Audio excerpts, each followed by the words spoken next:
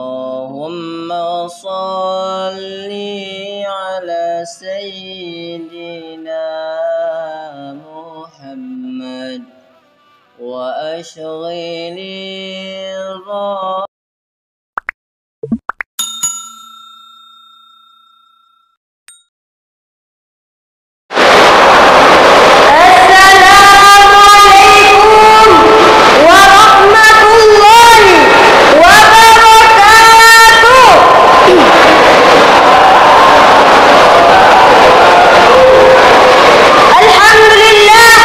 الحمد لله رب العالمين، الصلاة والسلام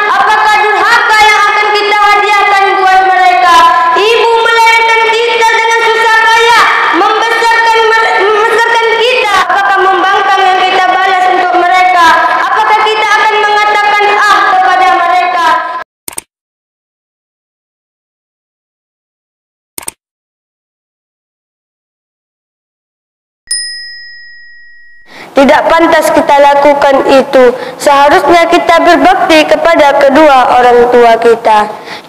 Mari kita renungi betapa besarnya jasa kedua orang tua kita. Sedih rasanya tidak mempunyai orang tua. Tanyalah kepada anak yatim yang tidak mempunyai ayah. Mereka menangis setiap hari. Dari kecil mereka tidak bisa melihat wajah ayah. Hanya panggilan ayah mereka yang mereka rindukan. Ayah, ayah, ayah. Sedih rasanya seperti anak yatim piatu yang tidak ada ayah, tidak ada ibu. Mereka menangis setiap hari sambil memanggil ayah, ayah, ibu, ibu. Yang lebih sedihnya lagi, ketika bulan Ramadan mereka sahur dan berbuka sendirian. Yang lebih sedihnya lagi, ketika hari raya Idul Fitri, teman-teman dibelikan baju baru oleh ayah mereka, diajak jalan-jalan bersama oleh ayah dan ibu mereka. Mereka hanya hidup sebatang kara, tidak bisa melihat wajah ayah, mencium tangan ayah, mencium tangan ibu. Mereka menangis sambil memanggil ayah, ayah, ibu, ibu. Aku rindu ayah, aku rindu ibu. Sementara kita yang masih memiliki orang tua, kenapa kita sia-siakan mereka? Kenapa kita membangkang pada mereka, durhaka kepada mereka? Pantaskah kita sombong dan merendahkan mereka? Pantaskah kita sombong dan merendahkan mereka? Kaum muslimin dan teman-teman, marilah kita berbakti kepada kedua orang tua, karena kunci kesuksesan dan kunci kebahagiaan dunia akhirat adalah orang tua. Demikianlah, hanya itu saja yang dapat saya sampaikan. Lebih dan kurang saya mohon maaf. Saya tutup dengan wabillahi taufiq wal hidayah. Wassalamualaikum warahmatullahi wabarakatuh.